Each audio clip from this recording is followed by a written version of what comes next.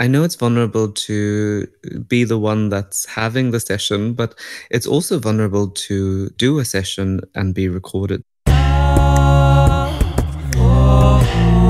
Horizontal with Lila. Horizontal with Lila. Hello, my horizontal lover.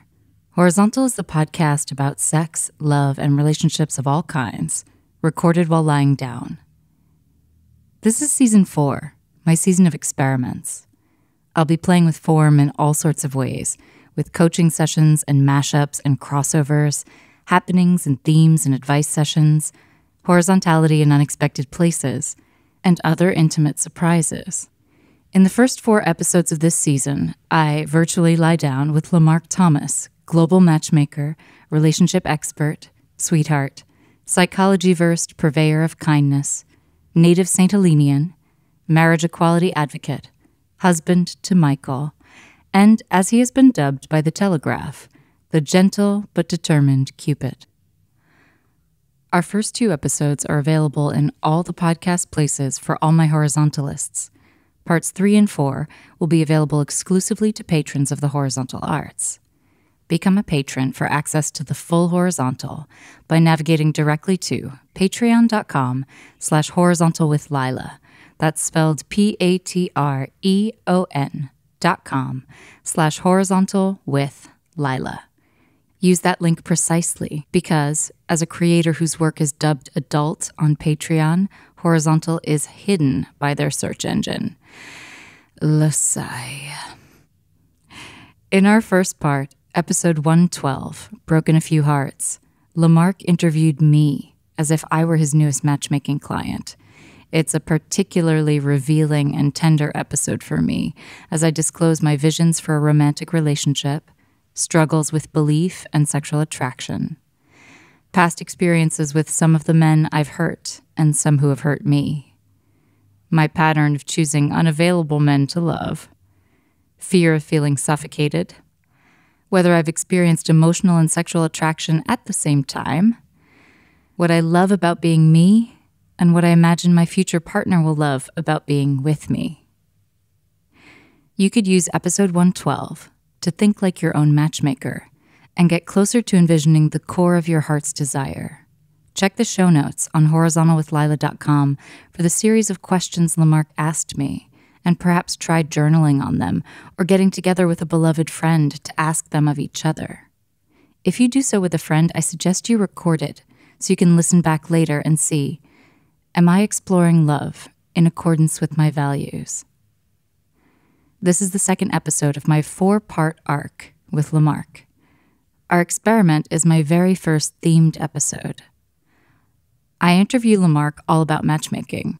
We discuss the differences between traditional matchmaking and his modern take on the industry, his 4-step process, love coaching versus therapy, being our full rainbow and sharing our crazy, how to not date like a teenager, non-negotiables and deal breakers, cultivating communities that will hold the love that we meet, the matchmaking experiment, becoming a matchmaker, how Lemarc keeps his vast network in mind, and his signature love advice.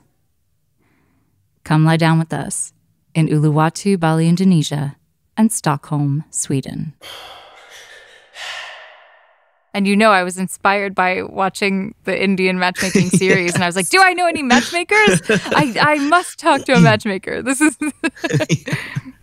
Well, there are a few of us out there, but in Sweden, not so many. It's a growing industry. And, I think that there was a lot of matchmakers in Jewish culture, for example, or Indian cultures.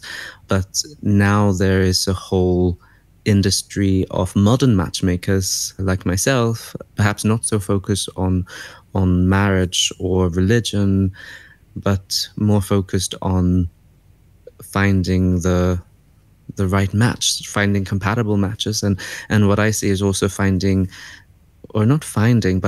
people to love consciously. The history, as far as I know, and those are the 2 examples that that I think of when I think of matchmaking. I think of actually the musical Fiddler on the Roof. And I think of the song Matchmaker. Yes, yes. My mom used to sing that actually a lot when I was a kid. I wonder if that had an influence. Really? Fascinating. I'll ask her. In the shop? Yeah. My mom always, like, whenever you say a word, she sings a song. And I guess I do that as well. And so does Michael. But that was one of her songs. Oh, how does it go again? Matchmaker, matchmaker, Yes. make me a match. Find me a find. Catch me a catch. Matchmaker, matchmaker, look through your book and make me a perfect match. Wow. I almost called the first episode Match Me a Match, but then I realized it was just too niche. It was only going to be appreciated by musical lovers.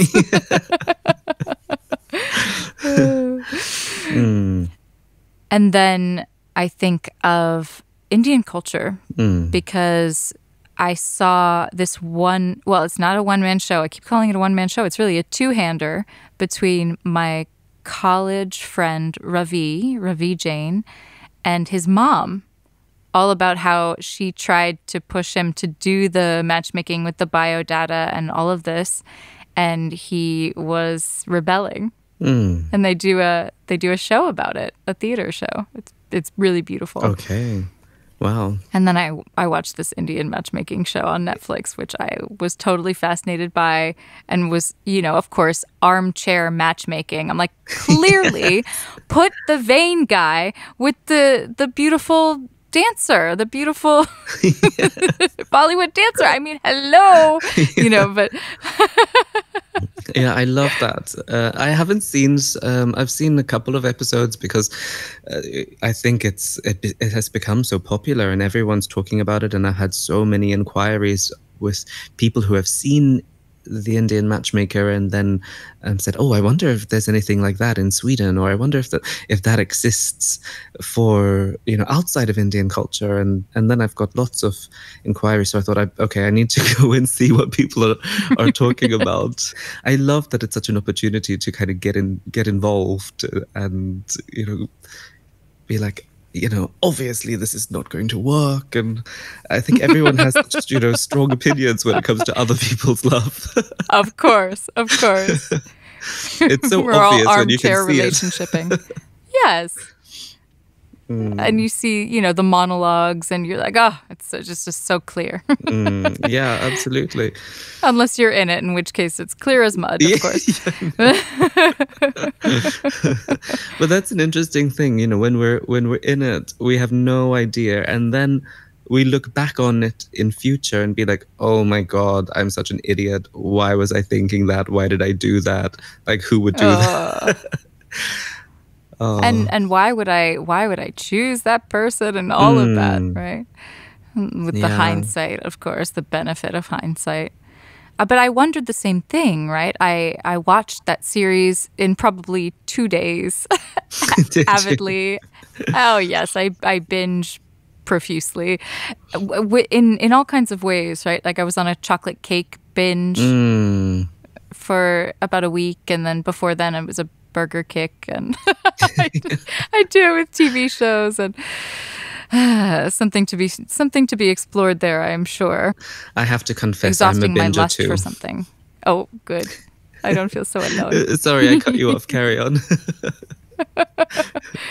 Well, indulging in kind of exhausting my lust for something, and then losing my taste for it, or in the case of a show, it ends, so I can rewatch it, but I can't watch it anew again, unless I wait about 10 years, and then I can probably watch it totally as though I haven't seen it before. Yeah, but sometimes I have an excuse for binging on things. It's like, okay, I'm so into this right now that I need to finish it so that I can get it out of my life and, not watch television for a month. And focus, yes. Yeah, there's so much things to focus on right now, so I really need to watch every episode of this series. So after I focused on Indian matchmaking, I thought, okay, is anybody doing this for non-Indian, non-Orthodox Jewish people? Who's doing it in a way that crosses ethnicity, that crosses religion, or that doesn't require religion to be a part of it? Who's doing it in a way that is international, that is, who's doing this in a way that is adapted for the modern world? Yeah. And that is when Linnea brought me to you. And so I'm curious about the differences between these traditional matchmaking processes. What can you tell us about traditional matchmaking, and then what you've developed in this modern climate? I think the biggest difference is traditional matchmaking is focused on marriage often, whereas modern matchmaking, or for me at least, I think I'm on the extreme other end where I'm focused on conscious love.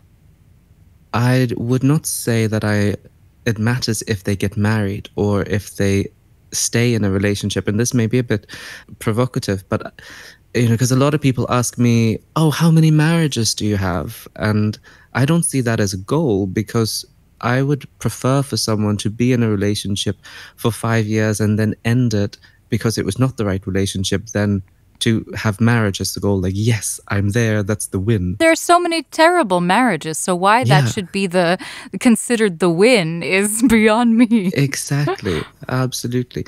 And of course, like half of marriages end in divorce. So I think we have to be a bit more conscious about love and actually choose the right partners, but also choose when it's not the right relationship for us. You said conscious relationship or conscious love? Which one did you say? Conscious love? I think I said both, and maybe I use them interchangeably. And I'm curious what that means to you. I think that a conscious relationship would be one where you are not reacting in your current relationship based on your past experiences or past pain in particular.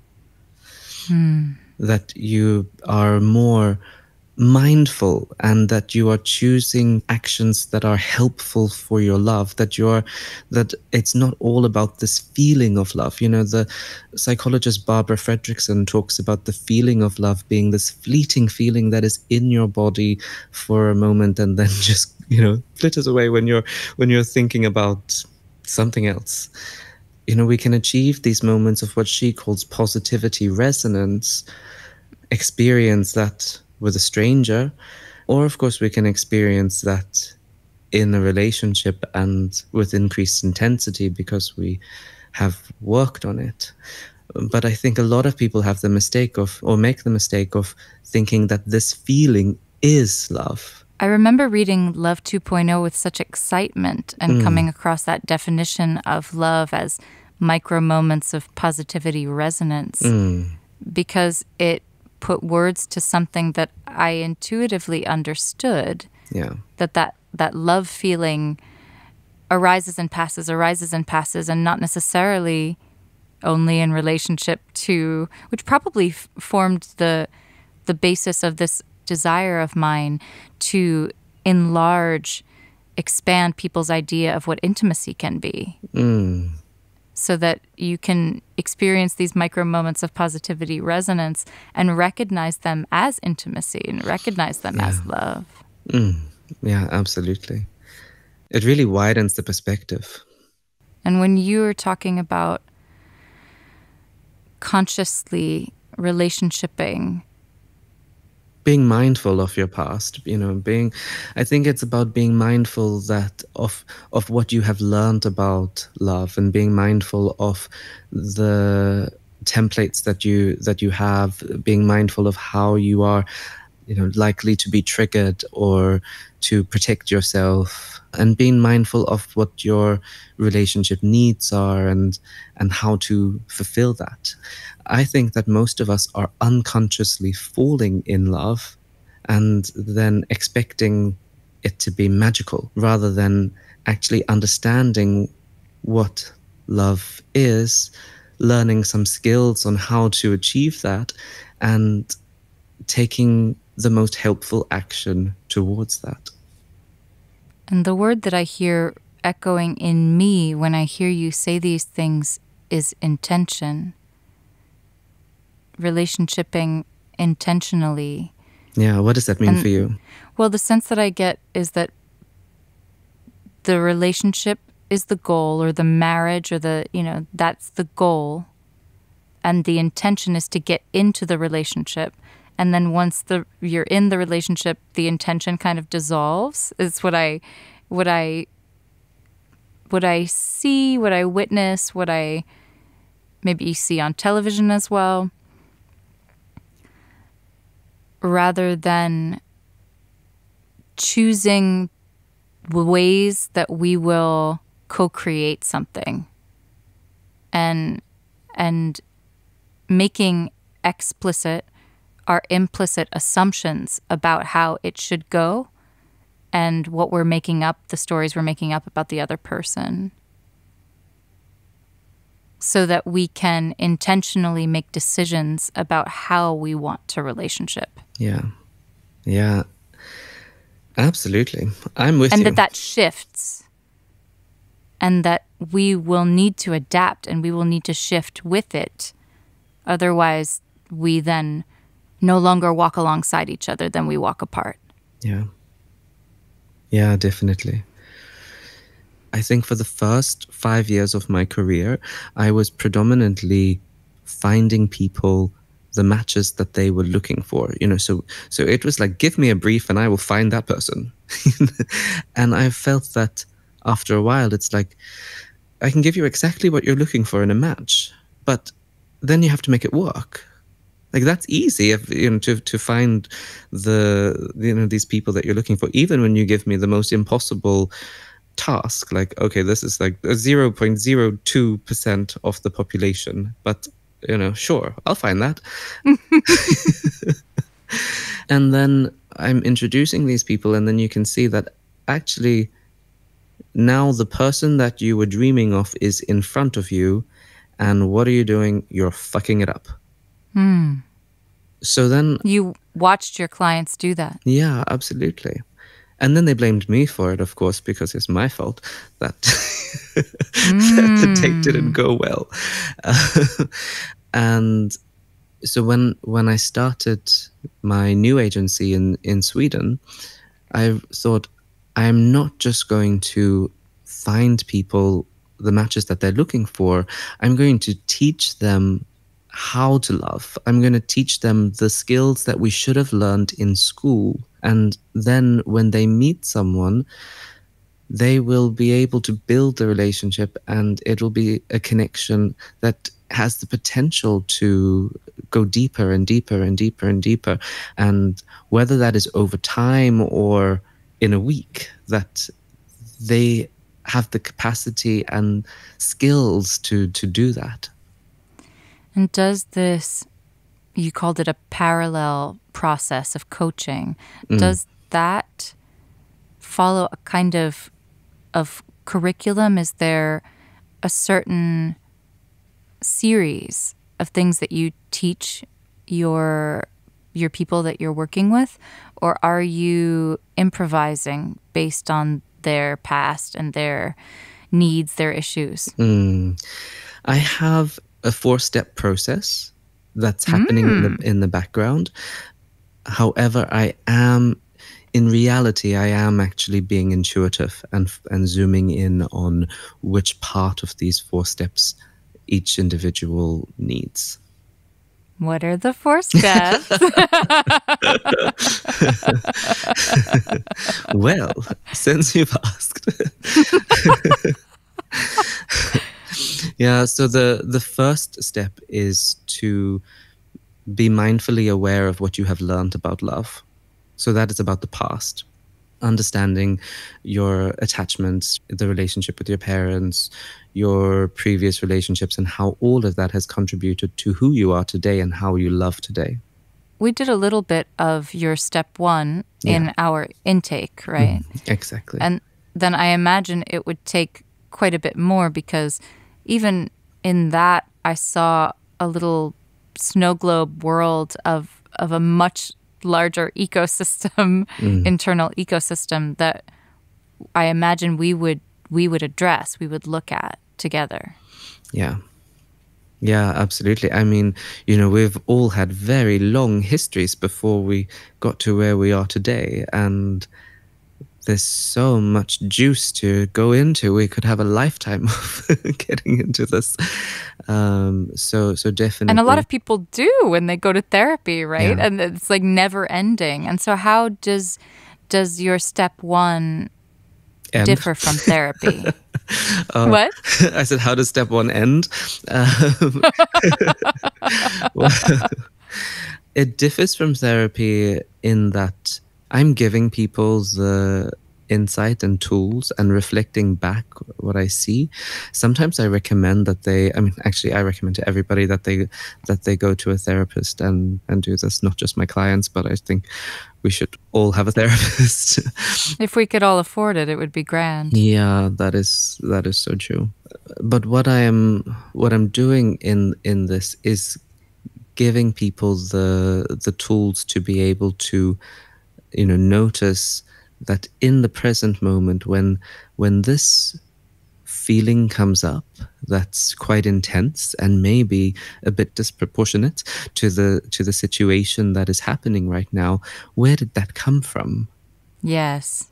And then to be able to, in this moment, calm down the survival system enough to see who we were at that moment when we felt that pain, and to be able to give that part of us what we need, rather than reacting or avoiding or whatever we are doing right in this moment that is taking us away from what we truly want.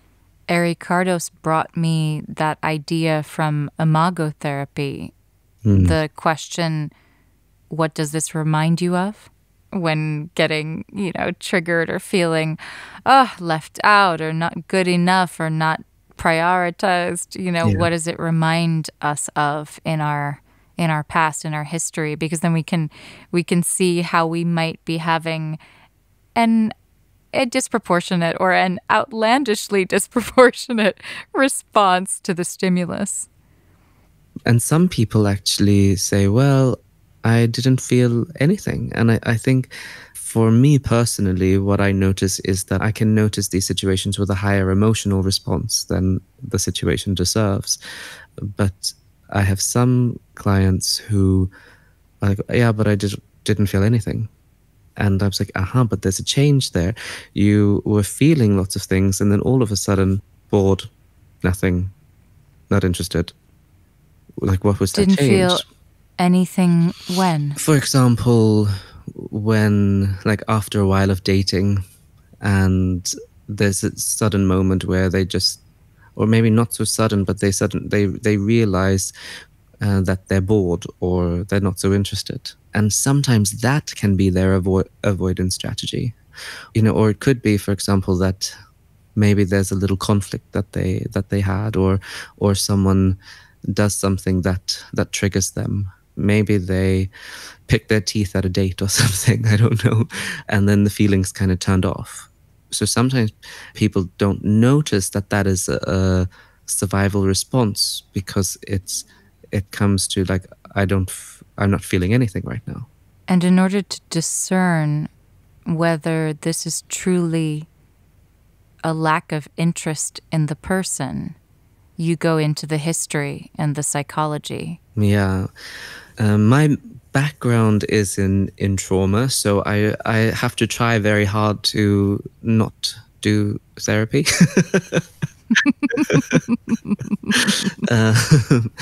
And why? This is not a therapeutic process, and I think that I need to have quite clear boundaries. If I notice that it would be helpful for someone to do therapy in something, then I will recommend them to go to a therapist. But for me, it is a different relationship, the coaching relationship or the matchmaking relationship and the therapeutic relationship. And I think that, like, fundamentally, it is about responsibility. When I'm coaching and matchmaking, the client is totally responsible for their situation, and I'm just a mirror. I'm just facilitating. Whereas in a therapeutic situation, I am taking more responsibility for this client. The boundaries of the relationship is different. I'm wondering what it is to have more responsibility, because the way you described the matchmaker client or the coach client relationship is what I understand intellectually about therapy.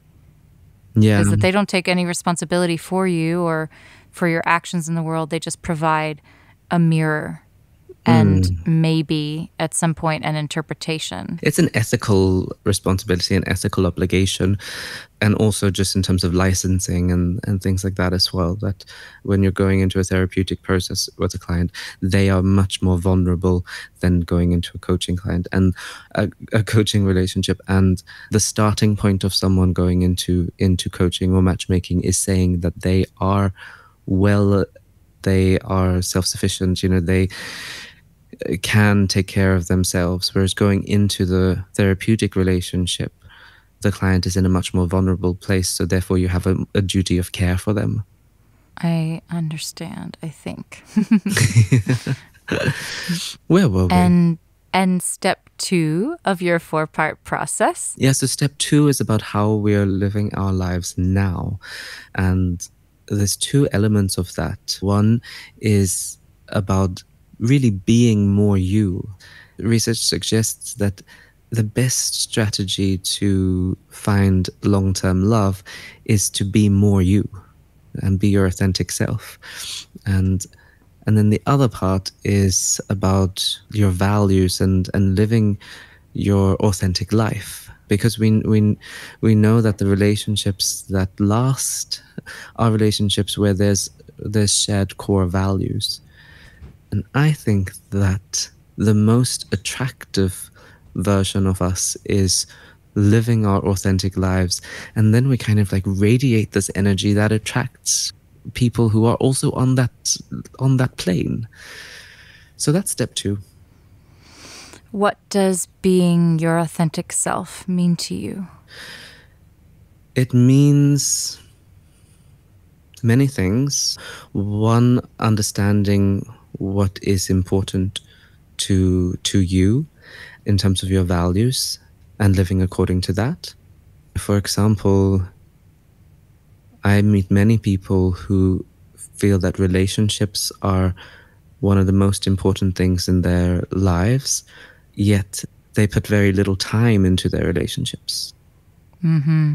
So then it's like, okay, if you're not feeling so satisfied right now, and you've mapped out that this is one of the most important aspects of your life, but all of your time goes into work, education, personal development, you're not calling your mum, you're not making the time to meet your best friend for lunch. So kind of makes sense really that this area of your life is not satisfactory right now. I often think, what could be more important? There's nothing that I can think of really, Exactly.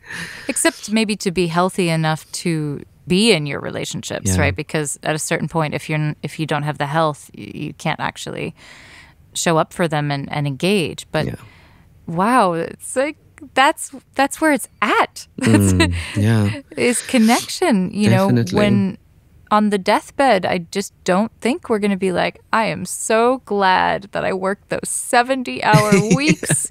I'm so Yeah. happy that I decided to chain myself to my desk. Yeah. And also like the amount of time that we invest in learning the skills we need or developing the skills we need for our occupational lives. Like, imagine if we spent some time developing the skills we needed for our relationship lives. Oh, yes. I dream about this. I do. I imagine one day perhaps having an intimacy academy. Can I come? Wouldn't that be? Yes. You can teach. Wouldn't that be marvelous? Oh, excellent. I'm there. But the other part of this is Do you know, oh goodness, I've forgotten his name, Ken Page? This is Deeper Dating? Deeper Dating, exactly. Of course you know everybody and everything. I don't actually, but I know of him. But I really like what he talks about. He talks about attractions versus attractiveness, that when we are going out to the world to date, we can easily adapt ourselves to try and be what other people want us to be, or what we think they want us to be, and we hide the parts of us that's so close to our hearts because we've learned that maybe this is not so lovable, or maybe this part will not be appreciated, or if we show this part and it is rejected, it's gonna hurt. So we keep it close to us and not show it, and then feel like, but we're not connecting, or people don't see this part. And it's like, yeah, of course, because you're not showing it. You're not allowing this that person to connect because it's so vulnerable to you. And our mutual friend Linnea, I stole something from her. She talks about being your full rainbow. If we can allow, rather than like adapting to say, okay, you really like this emotional part of me, so I'm going to give you that, or you will probably like my intelligence, so I'm going to give you that. You're going to like my dirty humor, so I'm going to give you that.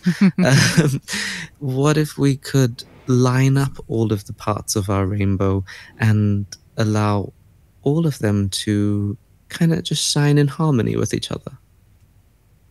The thing that comes up for me is, do we really want to lead with everything?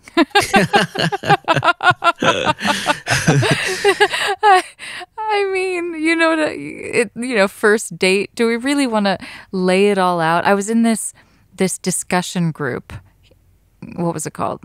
Touchy Topics. And in this discussion group, one of the women shared that she didn't want to do that. She didn't want to compartmentalize or show up with what my college friend Helena and I used to call your representative. Not just show up with your representative to that you send to the date to glad hand for you, but she would do the absolute opposite. That she would sit down at the date and be like, let's tell each other all of the like unlovable things about ourselves. Yeah, I love that. Date one, though, Lemarc? Date one? Love it. Really? I don't think that you have date to... 7? I don't think that you have to lead with everything. I think that all your parts could be in harmony with each other. So what I imagine is that on one hand, we are like adapting so much to try and work out what this other person might want and giving them that part and squashing some other parts. And then on the other hand, I imagine that we are just at ease, at peace within ourselves, and we're like in our Zen space where we can just, meet that person where we are. And you don't have to tell them anything. You could just sit down in front of them in silence and look at their eyes. I'm just imagining myself showing up to date one and saying, hey, I'm Lila. I have depressive episodes and wildly fluctuating self-esteem. Do you know Alain de Botton from the School of Life? Yes. Yeah, and have you read his book where he says, I don't know if this is in his book actually, The Course of Love, or he's produced a lot of stuff, but where he said, what people should do on a date is say, I'm crazy like this. How are you crazy? So that you see whether your crazies can work together. I love that. I love that. My mom said something similar to me when I was growing up. She said, there is no one who does not have issues or does not have baggage. What you have to do is find someone whose baggage is compatible with your baggage and does not light your baggage on fire and create a volcanic eruption. Definitely. I'm paraphrasing. I don't think she said exactly that. She sounds very wise. I think that sounds quite clever. I think she gave the example of someone who, and it may have been, she gave me some psychology books early on to read, like games people play and things like that. She gave me an example of someone who wasn't beloved by their father, finding someone who, is older and has more experience to give them that kind of love. And she said, this is not fucked up. This can actually be healing. This can actually be compatible and beautiful. Oh, I just love that. I love that idea of sitting across from someone and saying, I'm crazy in these ways. How are you crazy? I think that's gorgeous. That's a beautiful way to do what the woman in red said at the at the touchy topics conversation. Yeah, absolutely. And I think that if we dare to be more us rather than to try and work out what other people want us to be, then we might be surprised how people may actually like it. Yeah, I mean, it really can be a great feat, though, right? Because a lot of those parts that we may try to hide are the pieces that we loathe ourselves in ourselves. And so daring to allow that to be seen, to allow people to love us in it or reject us in it, yes, that's an intimacy warrior thing. That's really a love warrior path. Yeah, absolutely. Definitely. I had a session with someone quite recently, and we were talking about this very thing. And she told me about the parts of her that she was holding close to her and felt too vulnerable to allow these parts to be seen. And then she started telling me about what was close to her heart and what she was holding there. And as she started talking, she was crying and being like, but these are beautiful things, and this is what I want to share with the world. And she got this realization that she's been hiding, the things that she's been holding close and hiding from those close to her were her core values in terms of how she wants to live her life. Oh, wow. And they were such beautiful beliefs and ideas and ways that she wanted to contribute and things that she wanted to do in the world. And I'm like, oh my God, like just in hearing you talk about this, I'm in love. I guess what she started to realize was that it was a shame that her loved ones don't get that.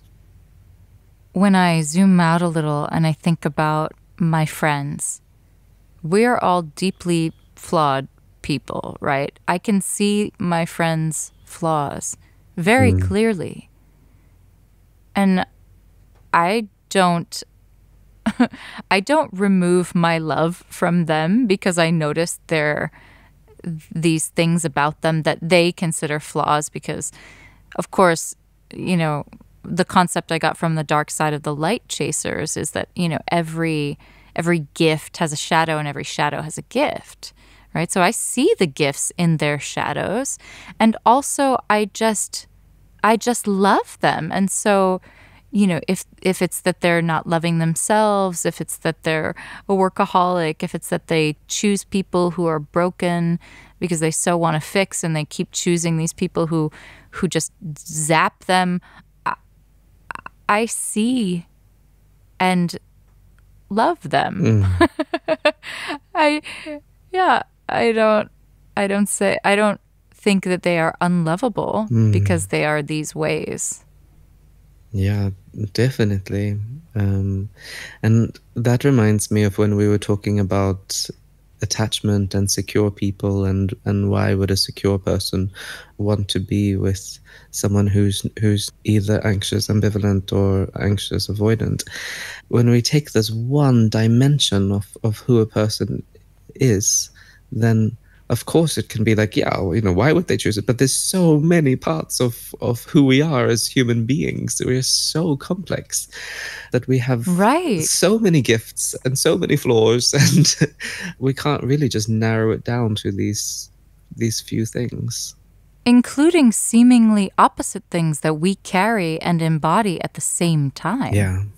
Yeah, absolutely. And our personality is malleable. There was a beautiful Invisibilia episode about how much personality was influenced by the sameness or the same enoughness of our environment, and how once placed in a violently different environment, we would present a personality that was so different. Yeah. Yeah, absolutely. Because we contain multitudes. For sure. I also get when some people are telling me about what they want in a partner, that they want someone who's been through shit. I'm not saying that everybody wants this, but it comes up sometimes that we're not looking for perfect lives. Unblemished. Yeah. For some of my clients, I can see that if I tell them about someone who has not experienced any darkness, they're like, so what has this person got? Like, what have they learned? What depths do they have?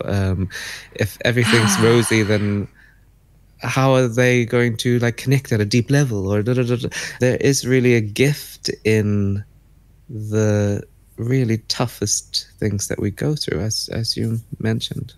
The resilience is so beautiful, right?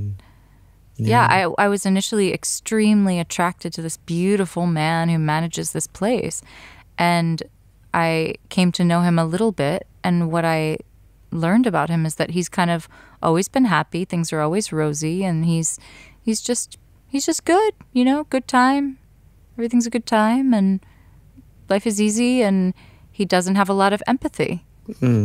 And I was like, I clutched my pearls, you don't have empathy. How could I even relate to you if you haven't experienced the pain required to build empathy for other human beings?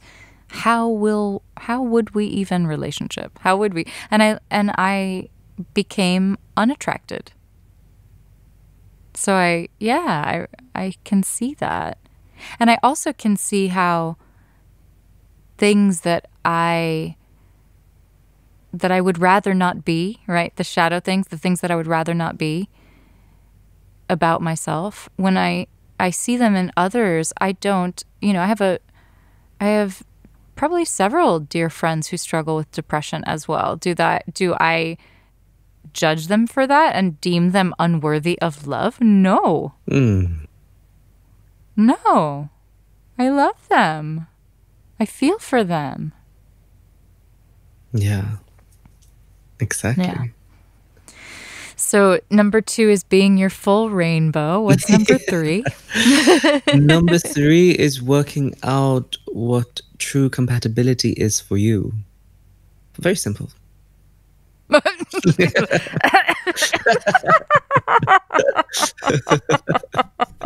Oh my gosh, I just choked on myself. That's because you've already worked it out and you can't wait to share. Yeah. Tell me more. Yeah. So in this step, I think a lot of us are dating like teenagers. We're falling for someone through chemistry and attraction, rather than understanding what our underlying emotional needs are, what is our fundamental requirements in a relationship, and leading with these things first. So what I'm doing in this step is turning the dating process upside down so that we lead with our fundamental non-negotiable requirements in a relationship. That's the gateway criteria. Then we work out what our emotional needs are in a relationship and see whether someone is able to meet us there. And then we work out all of the energy factors, the attraction factors, the passion factors, and we let them go. And we see what unique connection, passion, attraction can manifest with each individual person, or whether it can with whoever is in front of you. When you lead with the non-negotiables, are these things like, for me, they must be a non-smoker, they must not want children from me, things like this? The children factor, definitely. And probably the non-smoker. I mean, there are deal breakers, which maybe the deal breakers like non-smokers, I put in a separate category. Actually, they're happening on the side. They're not the non-negotiables. Okay, the non-negotiables are what need to be there. Yeah, and I would say that the non-negotiables are the value-based things or goal-based things, maybe even belief-based, that are close to your heart and the way that you want to live your life. And without these things, there just simply is no relationship for you. What is a non-negotiable for you? You, Lemarc? For me personally, I want to live a life of adventure. So for me, I want a partnership where we're two people that are exploring the world, that are curious and have an open mind to, you know, where we may go, what we may encounter, and how our relationship is. So to have a relationship that is in itself an adventure. That is not a very concise way of putting it, but I think that you get it. I do, and I resonate with it. I was shocked that in our intake, freedom didn't come up for me as one of my values, because feeling free is perhaps my core drive. It would be a dream, hopefully a reality, to find a relationship that would have us feeling more free. Yeah. I feel like freedom did come up, but maybe I saw it, maybe you didn't say it. I feel like we said freedom. I think I wrote it in your form. Oh, okay. Okay, I won't go back to consultation mode. No, let's not. So, step 3.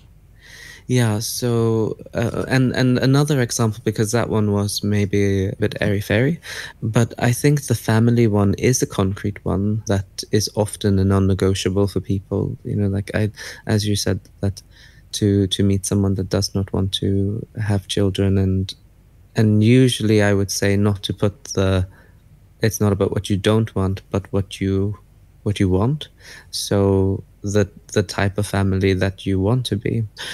What can often happen is you meet someone where you have the connection and you have the chemistry and you date them for a long time, and initially they're like, yeah, well, for you, I can live without having children.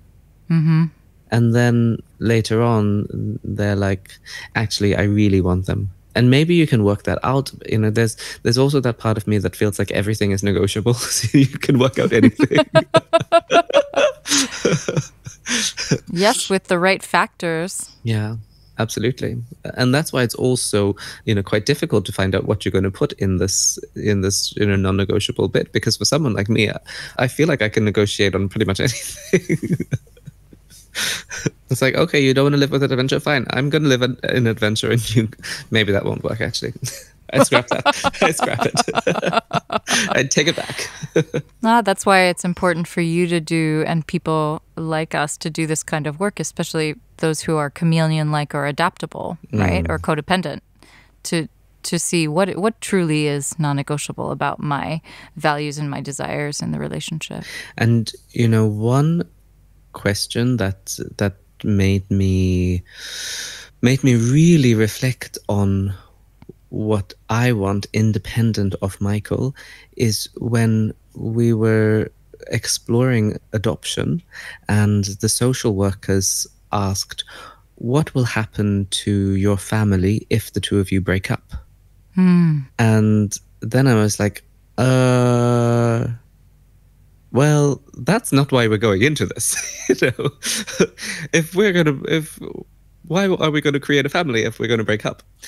And then I had to like come back, hang on, do I actually want a family? If we break up, where would I live? And if we break up, what would my life look like? And it really came back to what was important to me and who I am and how I want to live my life independent of Michael. And then I could come back into the space of, okay, so this is what we can co-create. Back to the question, what do I want? Yeah, exactly. What do I actually want? So that's step 3. Step 4 is then getting off your ass. And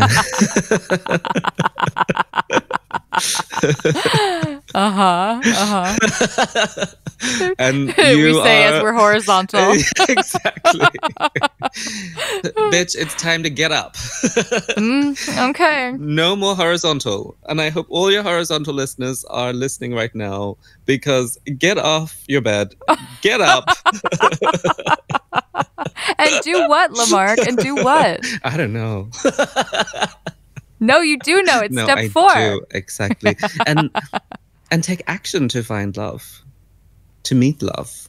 You know, Does Tinder count? Tinder. Tinder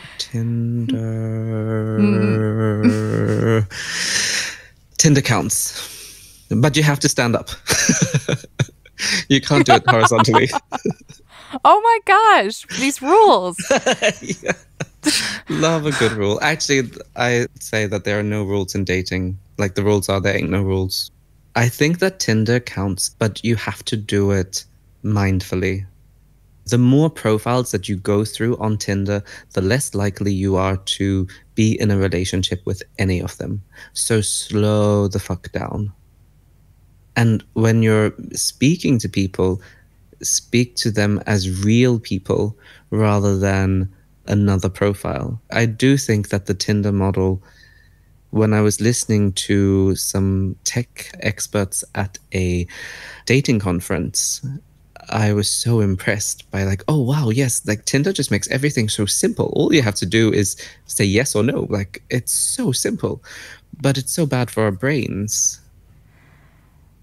What it seems to confront us with is that paradox of choice, where we're like Borat in the supermarket in the aisle of cheese. It's like, what's this cheese? What's this cheese? What's this cheese? What's this cheese? And there's so much cheese. And we're presented with a myriad of cheese so that when we choose the Gouda, we're less satisfied with our choice. Yeah. I've been thinking of that as a sort of buffet style of dating. Yeah. It's like, well, I could always just go get croutons over there. Yes. Like, or Yeah, absolutely. You can have whatever you want in whatever size, whatever color, personality. Oh, were they like not quite intelligent enough, or they didn't have a PhD? Well, I can add that. Right. Logan Ury calls it relation shopping. Yeah, for sure. Use the tools, but use the tools wisely. I know a fair amount of men who don't have any success on the dating apps.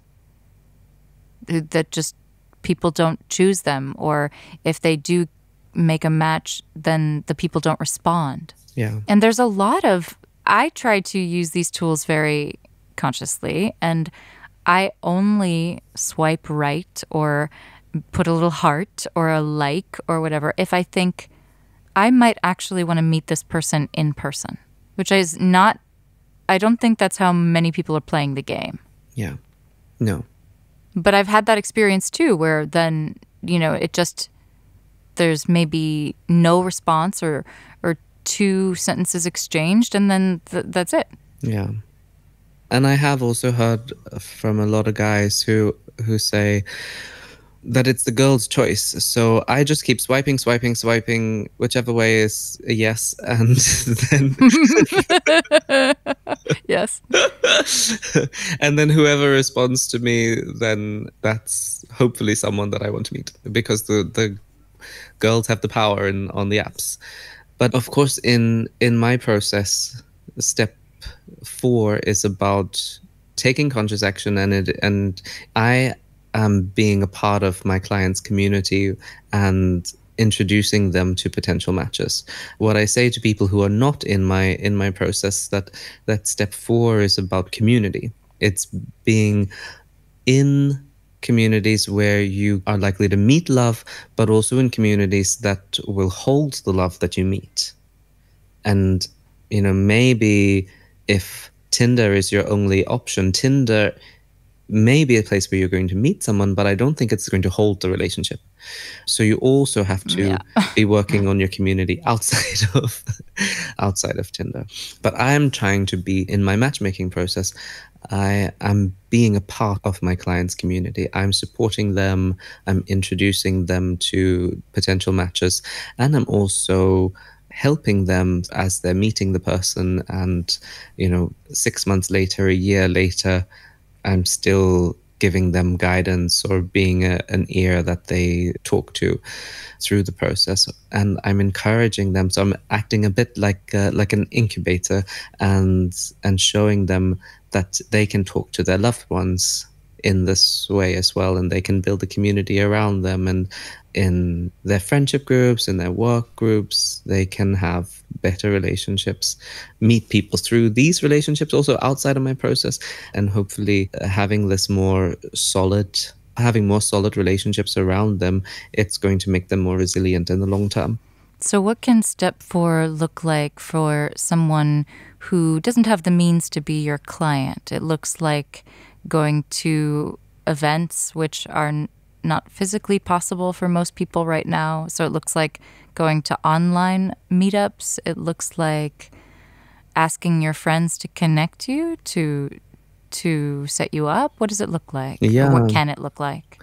It can look like many things. I think value-based and interest-based activity is a good place to start.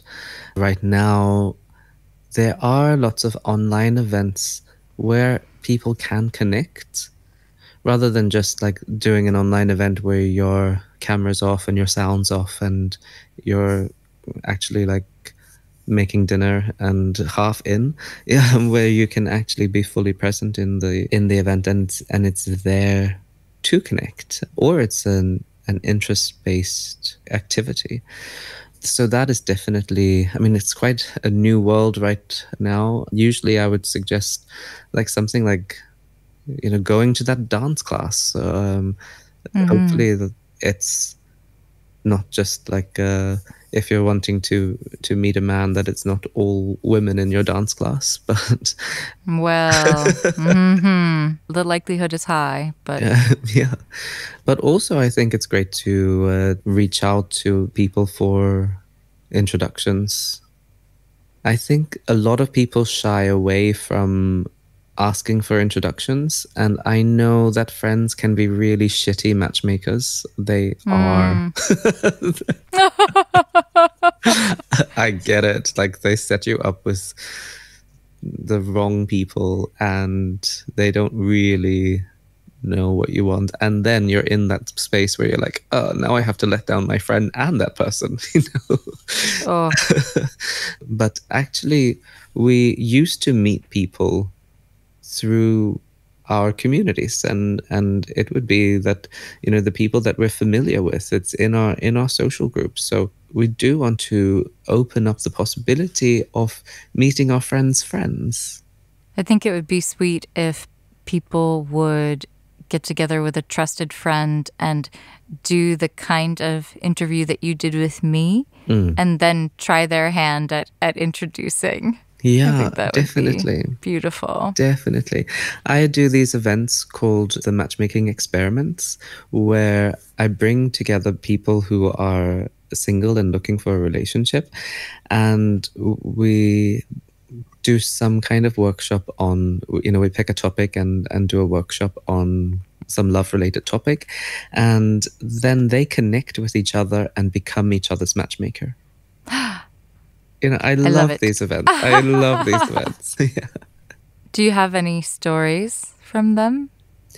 The funny thing is that with these events, what comes out of it is that people just get so connected with each other in the group, because often it's the first time that they've been to like a singles event where they're not there to meet someone.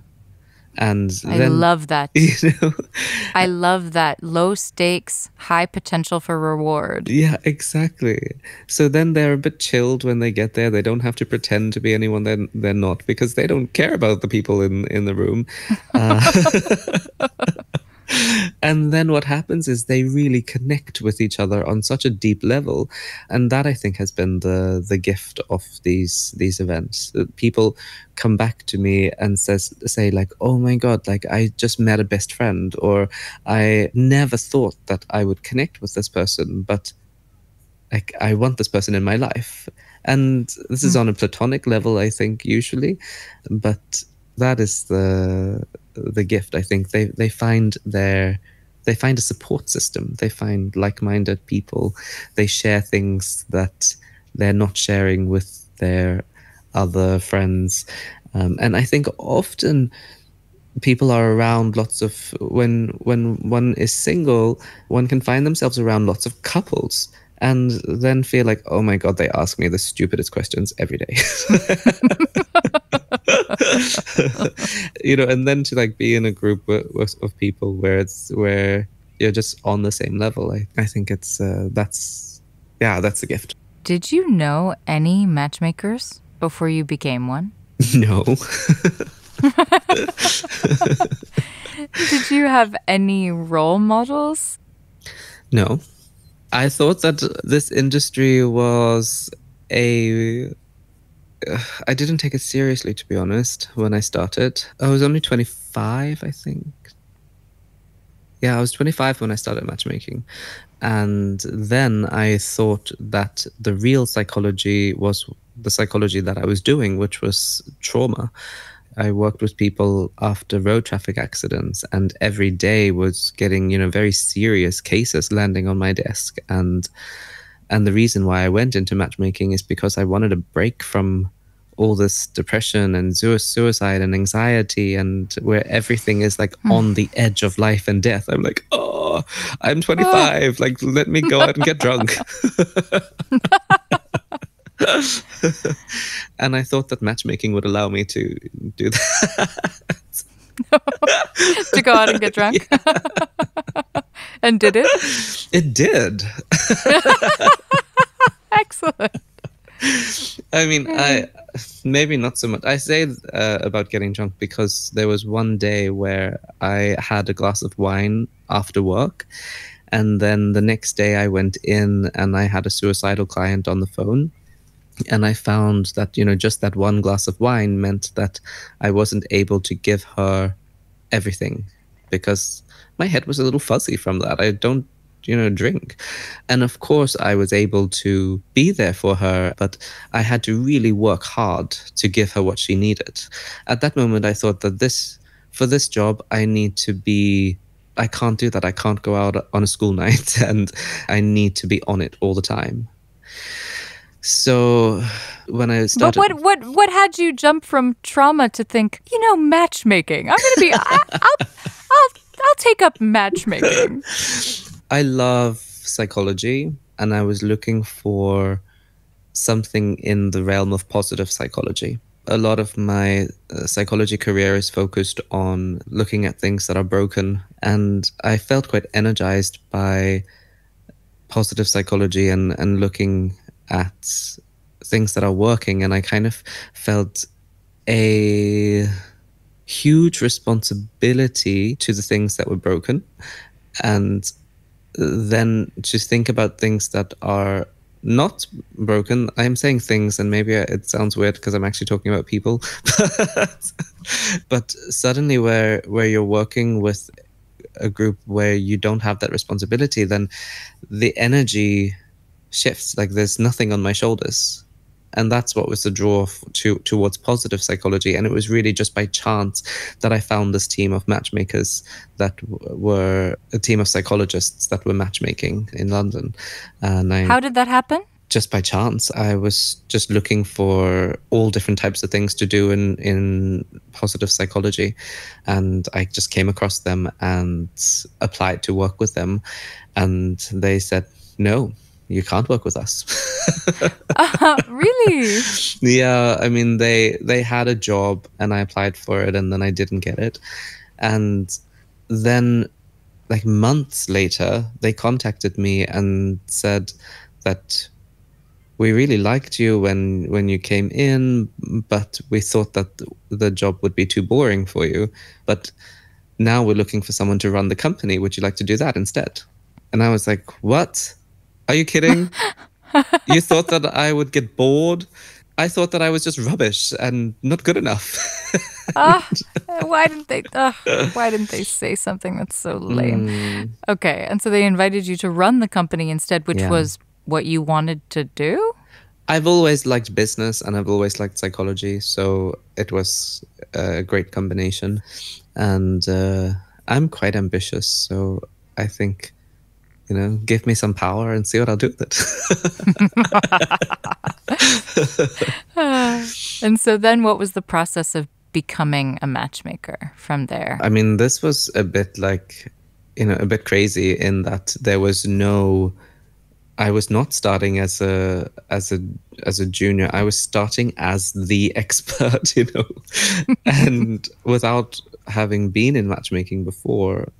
But of course, having studied psychology and having worked in psychology for 5 years after graduating.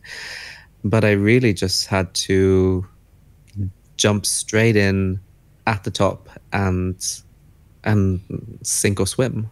And I think what I learn so much from the people that I meet. And that's the joy of matchmaking, is it's like every day interviewing someone and getting the insights into their incredible lives. Like, so much to learn from that. Did you deal with any imposter syndrome as you were becoming a matchmaker, just tossed into the deep end of the pool? Oh, yeah, absolutely. I was incredibly intimidated because I was meeting some of the most powerful people in the world, and they were coming to me in my fancy office to learn from me and to put the most vulnerable part of their life in my hands. And I was like, I'm just a little boy. What do you have to learn from me? And so definitely. But I think it shifted very quickly because I realized that the people that I respected the most, they came in and, they were of the opinion that they could learn from anybody and everybody. And that, I think, is what made them so incredible, that they were so open to other people. And I think I soon started to see that all the, this person is very well known, they're very powerful, they have a lot of influence. But if I take away all of that, they were actually quite human. And I think that was, I started to realize actually that when it comes to love, we are all quite similar. Have you only worked with wealthy clients throughout your matchmaking career? I only work with the most powerful people around the world. No, that's not entirely true, actually. Mostly, I've mostly worked with either well-known people, business successful people, or people who've perhaps inherited lots of wealth. But I've also, in my matchmaking career, yes, that is kind of the group. But I have done lots of like workshops and done lots of other matchmaking things that have been more accessible to to the wider population. Because when I can imagine people, when we don't have those kinds of means, but we want to engage in a process like this, feeling lost. Where would we go? How would we go about it? Yeah, absolutely. I mean, I'm contacted every day by people who really want a matchmaker but can't afford it, and I think it's quite sad, because what I do is, in my opinion, in my humble opinion, so important. And I think that so many people could benefit from it. And I would love to make it more accessible. You just need to figure out how to do so, eh? Yeah. And that was my idea with the Matchmaking Experiment events, that I would teach people how to be each other's matchmaker. So then you have a buddy and you're matchmaking each other. Free of charge. Is there a matchmaking school anywhere? There is actually the Matchmaking Institute in New York. Really? Yeah. My dear colleague Lisa Clampett is the founder of that. There's trainings and events every year. Do you think about starting one of your own at any point? I did, but I think about lots of things. I think about many. Of course. And I've trained lots of matchmakers, and it's very fun to do. Now I want to know what that training process is like. You want to know so many things, my dear, but you have Of 3 course I minutes do. left. Yes, we can do it.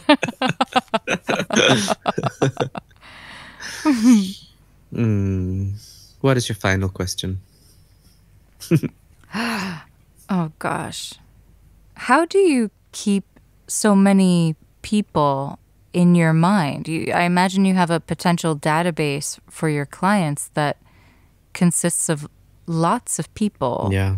And because you have on your website, you have an open membership, guest membership, and then you have your client membership. I mean, I would imagine you would need to have a guest membership, otherwise you wouldn't have a pool to pull from in order to introduce your clients.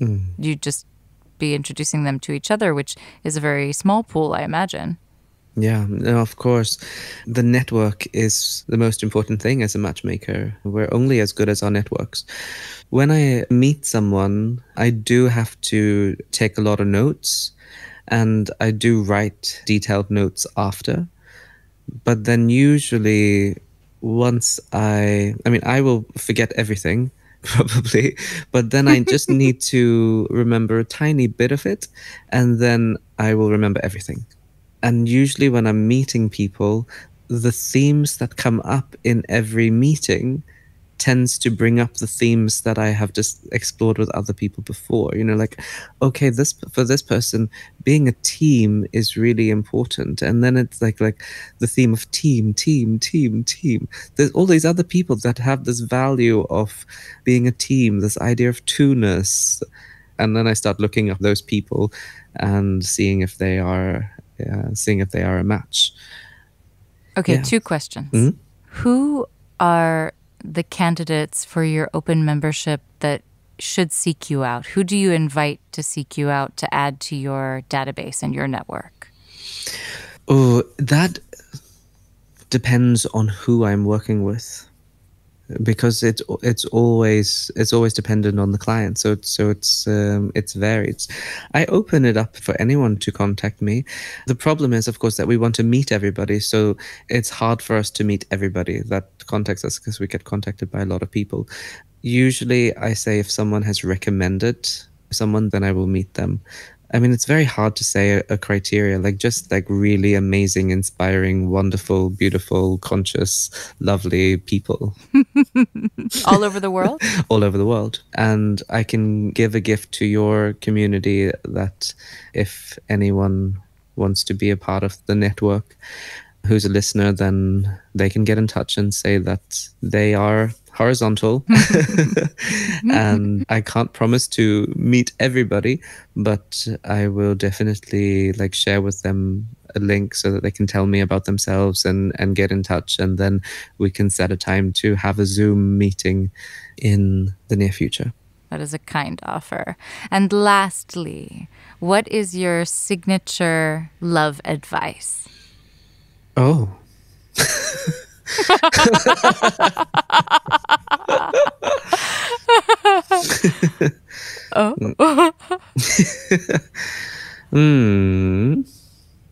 The rules are there ain't no rules. So break all of them and work out what your values are and what your needs are and go with that. You go to the rules when you're unsure, when you're uncertain, when you don't know what to do. But the rules don't exist anymore. Gender equality, all of these things, it's like really shaking the rules that we've known for so long. So we have to dare to go into ourselves to work out what our individual rules are and accept that our individual rules might not be okay for other people. And we have to also then just be kind to each other, knowing that we may all have different rules. Dare to design your own rules. That's what's horizontal. That's what's horizontal.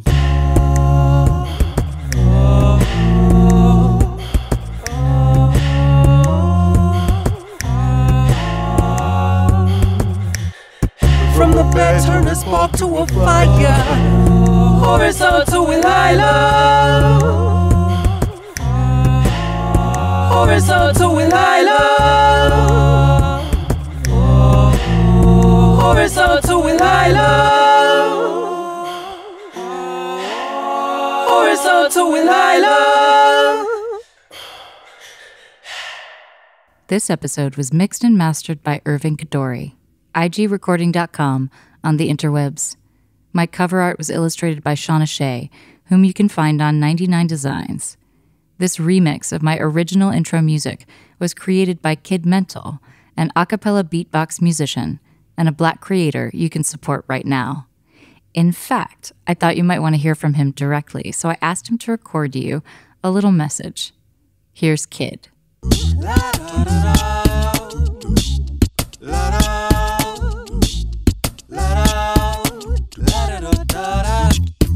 Hey, hello, horizontal lovers. By now, I'm sure most of you have heard Lila's new rendition of her theme song, and I hope you love it because I am the voice behind it. My name is Kid Mental, and I write custom beatbox songs to celebrate you. These songs aren't just for podcasters or business types. They were created for average listeners in mind. And so if you are listening to this, then this is for you. You can get your own theme song to celebrate you, a friend or a loved one, or someone passed gone. These songs are here to lift you up and to give you some kind of inspiration during the day. And best of all, they're free. Go to www.kidmental.com/free stuff to get your free theme song today.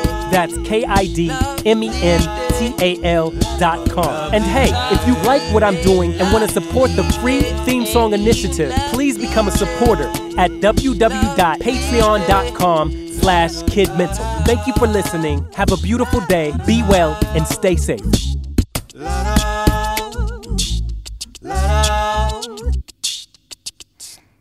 If you'd like one-on-one guidance from me on your intimate struggles, I now offer personal intimacy roadmap sessions. They are 60-minute sessions of sex-positive, judgment-free, kink-aware, LGBTQ+ celebratory, gender-affirming support for what ails you in the realm of sex, love, and relationships of any kind. A session includes exercises, techniques, recommendations, homework, and a tailored roadmap of resources to use as you navigate the terrain of your intimacy challenge. It's like a coaching session with a takeaway plan. One happy client said, "I've had a lot of therapy, but you give advice a therapist cannot give." To schedule, email lila@horizontalwithlila.com, and I'll send you my welcome form so I can best prepare for you. If you desire ongoing support of your intimate growth, become a patron of the Horizontal Arts at the $100 a month level and receive a 30-minute coaching session every single month. To peruse all the patron tiers and sign up, navigate directly to patreon.com/horizontalwithlila, and thank you. Thank you for making the world a more intimate place. In next week's patrons-only episode with Lemarc, We explore his childhood as an effeminate boy growing up on one of the most remote inhabited islands in the world. Belonging and outsiderness, chameleon-like behavior, and codependency. Thank you for listening to this experiment. Thank you for getting horizontal. There's so many things in a session that you can pick up on. When I'm having a session with a client, the subtlest thing that you pick up on and sometimes just go into, even when you don't know where that's going to go, it often goes to the right place. And I've been daring to do that, to just notice there was a slight energy change there, or there was a slight change in your voice there, and just to mirror that back to the person and see what happens. And I think that is what helps to get the magic of the session. But somehow when it comes to doing this a bit publicly or being recorded, then I feel like, oh shit, I'm gonna fuck this up. Well, I also imagine that technical things got in the way, that you would miss a lot of nuance because you're not seeing me. And if you couldn't hear the fluctuations of my breath because I asked you to turn the volume down so low, then you might have just not been given that information. But I think it's also something that is kind of new to do a session like this, and it's a matter of getting used to it. I think the very first time I started to do coaching sessions over the phone, I felt a bit like, oh my God, I can't see the person, I can't pick up on their visual cues, and I think that being in my head, that was inhibiting me. But then when I actually paid attention and listened, there was so much that I could hear in a person's voice that I would not normally hear if we were in person. So I think it's just about calming the shit down. Definitely. Definitely. Telling the inner critic, thank you for trying to take care of me. You can now step into the other room while I do this interview here. Yeah, exactly. You are the expert on this. Come on. Yeah, but I also think that that when I'm interviewing someone who doesn't know anything about anything, then it's quite easy. You are, hugely intimidating because you know so much about everything and you're so insightful. I may have done a bit more self-inquiry than your typical client. It can be quite intimidating to have an expert as a client. Yeah. I'm grateful. Having an aha moment, that doesn't happen all the time, especially because I've done so much self-excavation and talk about these things all the time. And so to bring me to that was a whole realm that you brought me to that I truly did not recognize was part of the puzzle. I never think consciously, oh, I'm afraid of hurting men. I'm afraid of hurting good men. So, yeah, it's great to have that aha moment. Thank you for that. No, thank you for going in so openly and being so vulnerable to do this and to share it with your horizontal lovers. I have no doubt that I would receive great benefit if I worked with you. No doubt.